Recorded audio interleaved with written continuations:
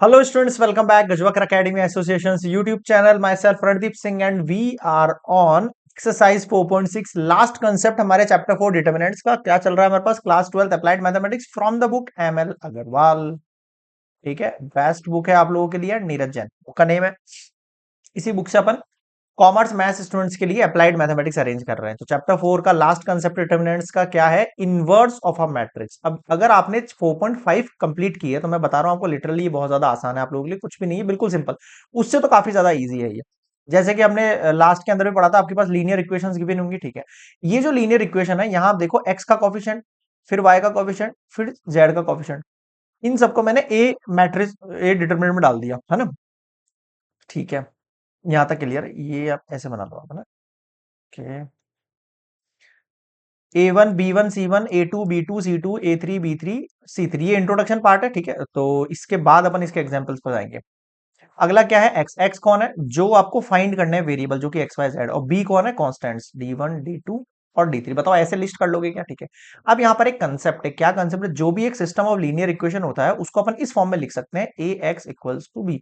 यानी कि ए मैट्रिक्स का जैसे मैं एक्स के साथ मल्टीपल करूंगा इक्वल्स टू बी मैट्रिक्स आएगा मेरे पास निकल के। ठीक है, यहाँ तक क्लियर है। ठीक है, अब मुझे एक्चुअल में फाइंड क्या करना है, मुझे एक्चुअल में एक्स की जो वेरिएबल्स है एक्स वाई जेड वो फाइंड करना है। तो आप इमेजिन करो, अगर ये ए नीचे गया, मान लो ए नीचे गया, x equals to A inverse B हो जाना चाहिए ना। हाँ सर, हो तो जाना चाहिए। यानी एक नया फॉर्मूला क्रिएट हो गया, x equals to A inverse B. अब आप कहोगे सर ए इनवर्स कैसे निकालेंगे, बी तो आपके पास गिवन होंगी वैल्यूज, ए इनवर्स कैसे निकालेंगे, ये हम पहले ही पढ़ चुके हैं आपके पास एडजॉइंट वाले पार्ट में। 1/a डिटर्मिनेंट और adjoint of A, this is A inverse, this is A inverse. Clear है यहाँ पर। तो इस तरीके से हम इसको वैल्यूज को इसमें पुट करने वाले हैं। और देखते हैं क्या है इसमें सीखने को। अब इसमें डिफरेंशिएट पढ़ेंगे अपन कंसिस्टेंसी और इनकंसिस्टेंसी का। ठीक है, पहले ये वाली चीज वापस क्लियर कर देता हूं मैं आपको। अगर आपके पास केस जो है वो नॉन सिंगुलर, नॉन सिंगुलर मतलब ए का डिटरमिनेंट पहले सॉल्व करके देखना है, वो अगर नॉट इक्वल्स टू जीरो है तो गिवन इक्वेशन जो है वो इस तरीके से लिखी जा सकती है। क्लियर है। ठीक है, अब इसका एक प्रूफ है कि एक्चुअल में आया कैसे, मतलब ऐसा कुछ नहीं है, बिल्कुल आसान सी बात है। भाई हमने ये पढ़ा है कि sir A x equals to B है मेरे पास, ए एक्स इक्वल्स, मैं बोथ साइड ए इनवर्स से मल्टीप्लाई कर देता हूँ। ठीक है, कर दो। अगर मैंने ए इनवर्स से मल्टीप्लाई किया इसको और ए इनवर्स से मल्टीप्लाई किया इसको, तो आप अब देखो इधर, ए इनवर्स और ए क्या बोलते हैं इसको, identity matrix of order n equals to A inverse B. अब आपको पता है आइडेंटिटी मैट्रिक्स जब भी किसी एक्स से मतलब मैट्रिक्स से मल्टीप्लाई होती है तो वापस से वही मैट्रिक्स आ जाती है आपके पास। तो ऐसे करके एक्स की वैल्यू जो है वो आ गई है आपके पास ए इनवर्स बी। बताओ समझ में आया क्या। ये प्रूफ है, वैसे कुछ काम का नहीं है, बट हाँ बस समझाने के लिए कि एक्चुअल में आया कैसे। हर चीज आपको पता होनी चाहिए लॉजिकली। ठीक है, एक फॉर्मूला बन गया मेरे पास। अब देखते हैं आगे, यूनिकनेस ऑफ सॉल्यूशन। इस सॉल्यूशन की एक यूनिकनेस है। क्या यूनिकनेस है, देखो मान लो आपके पास A x equals to B एक बन रही है ना। अब इसके दो सॉल्यूशन बन गए। भाई ये एक्स एक बार और ये एक और एक्स दो बार, मतलब कि इसके दो सॉल्यूशन बन के आ गए मेरे पास। क्या बन के आ गए, दो सॉल्यूशन बन के आ गए मेरे पास। ठीक है, दोनों के लिए लगा दो, A X one equals to B A X two equals to B. भाई इसमें भी बी इसमें भी, दोनों इक्वल हो जाएंगे, बिल्कुल हो जाएंगे। Both side A inverse multiply कर दो, बिल्कुल कर दो। यहाँ भी आ गया, यहाँ भी आ गया, दोनों की जगह आइडेंटिटी मैट्रिक्स हो गया। इसका मतलब x one equals to x two. इसका मतलब ये है कि इस कंडीशन में यूनिक सॉल्यूशन बनने वाले हैं, इस सॉल्यूशन में यूनिक सॉल्यूशन बनने वाले हैं। मतलब कि एक्स की वैल्यू एक ही रहेगी, वाई की वैल्यू एक ही रहेगी और जेड की वैल्यू एक रहेगी। बताओ समझ में आएगी ये चीज। ठीक है, आगे देखो, solution of system of linear equation by using inverse of matrix, इसको अपन क्या कहते हैं, मार्टिन्स रूल कहते हैं।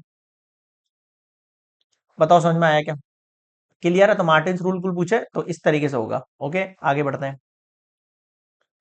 अब इसका एग्जाम्पल देख लेते हैं। अगर ए सिंगुलर मैट्रिक्स है, भाई यहां पर हमने क्या देखा, ए क्या है, नॉन सिंगुलर यानी नॉट इक्वल टू जीरो। अगर आपके पास ए सिंगुलर आ जाए यानी कि ए का डिटर्मिनेंट इक्वल्स टू जीरो आ जाए, क्या करेंगे, A inverse does not exist but this does not mean that the system has no solution. इसका मतलब ये नहीं कि नो सॉल्यूशन है, हो सकता है इसमें इनफाइनाइट मैनी सॉल्यूशन है, हो सकता है इसके अंदर नो सॉल्यूशन है। दोनों ही केसेस बन सकते हैं आपके। तो फर्स्ट केस, मान लो आपके पास ये इक्वेशन दे रखी है, इसमें ए कैसे बनेगा, देखो 1 2 3 6 लिख लिया, सॉल्व करेंगे, जीरो आ गया। ए सिंगुलर है but this system has infinite number of solutions. कैसे, मान लो लेट y इक्वल्स टू, मैंने के माना, के माना। फर्स्ट वाली इक्वेशन देखो, x plus 3y equals to 5 है। अगर इस y की जगह k पुट कर दूं, 3k को वहां भेज दो,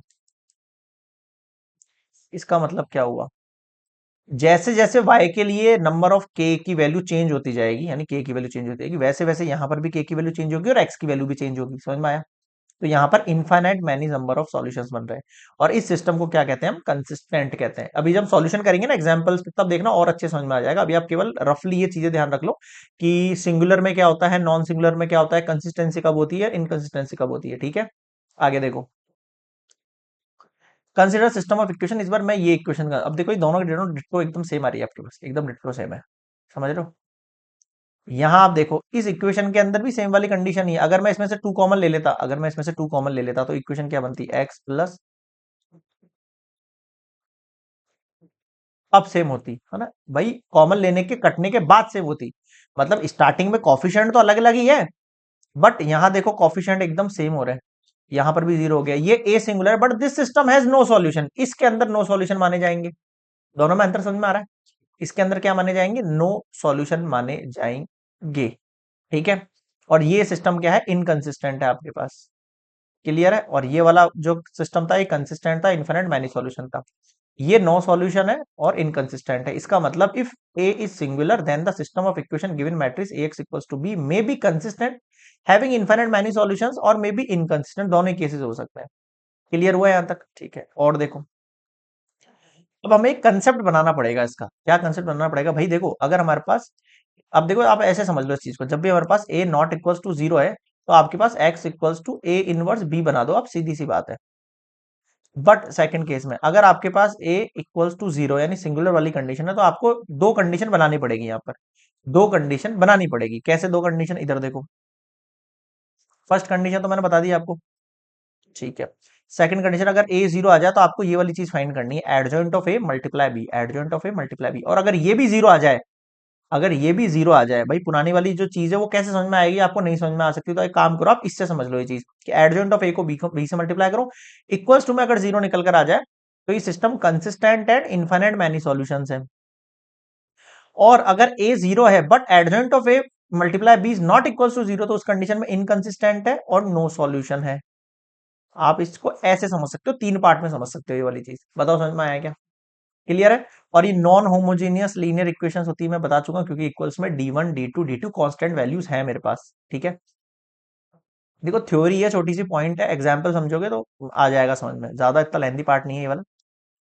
इसका एक रिमार्क है, we assume that adjoint of A is not equals to zero, however if adjoint of A equals to zero, अगर आपके पास आता है, देन द सिस्टम मे और मे नॉट बी कंसिस्टेंट होता है। क्लियर हुआ यहाँ पर? अभी ये तो बता रहा हूं मैं आपको, ये वाला consistent and has infinite many solutions. Not वाले पे क्या रहेगा? इनकंसिस्टेंट रहेगा। बताओ समझ में आया क्या? क्लियर है? तो ये solution of system linear equations है, इंट्रोडक्शन पार्ट, जिसके अंदर मैंने आपको कुछ टर्म्स बताई है जो यूज होने वाली है। आप डायरेक्टली एग्जांपल सॉल्व करना, उससे ज्यादा अच्छे से क्लियर होगा। ठीक है, नेक्स्ट हम मिलेंगे एग्जांपल नंबर 1 पर इसके।